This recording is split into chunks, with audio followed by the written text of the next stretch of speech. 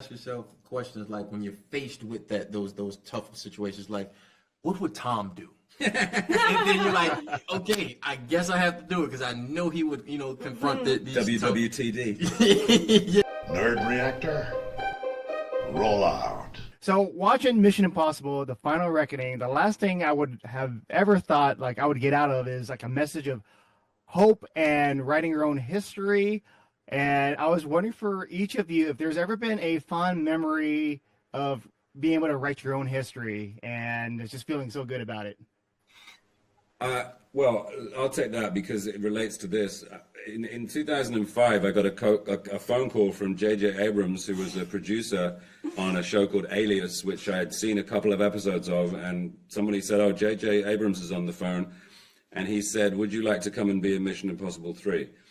And I chose to accept, and that there began an incredible chapter of my life, which has led us here, and hanging with my homies, my beloved homies here. Yeah, it's been an incredible adventure. Yeah. And it was a dream for me to be in Mission Impossible. And years ago, I was training. I was learning how to kick, how to punch, and I would even write it in my schedule. I would write Mission Impossible because it was my dream to be a part of it. So now, to have been in 2 Mission Impossible movies is just exceptional, and I feel very grateful. Yeah, I was a first grade teacher, and I would tell my kids like, yo, follow your dreams. You can do whatever you want to be. You can do this. And I've always wanted to be an actor as a child, and it was a moment where I said, hey, I think I need to give it a shot just to see if I can actually do it. And I gave it a shot. And didn't the kids sort of tell you to do that? The kid, yeah, one of the kids asked me, like, hey, what did you want to be when you grow older? And I was like, I want to be a teacher. Like, okay, go do your assignment. And she's like, no, teachers are doo-doo heads. What did you want to be when you was our age? And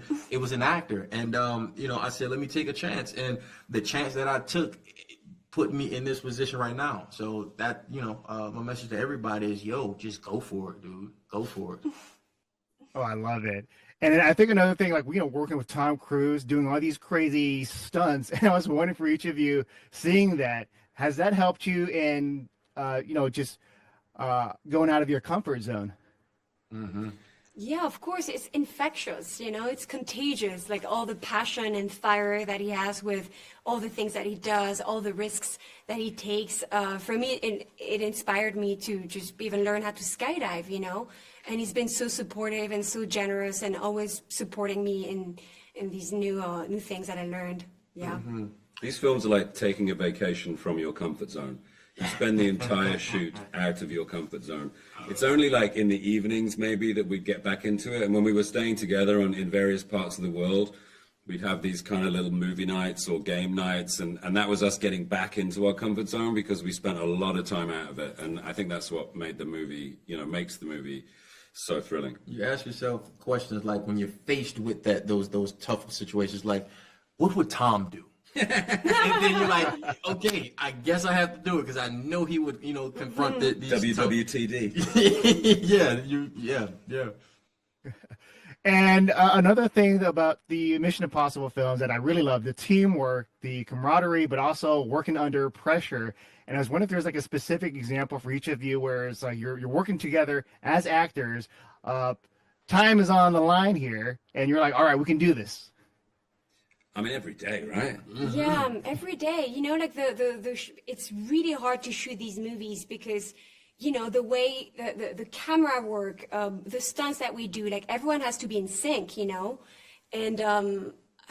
You got to make your days. You have to make your days. Yeah. I can tell you a story from Fallout because all the stories about pressure are spoilerific if we start talking about them in terms of Final Reckoning. But as an example of the sort of thing, when Rebecca Ferguson and I were shooting the scene, we were dismantling a nuclear bomb.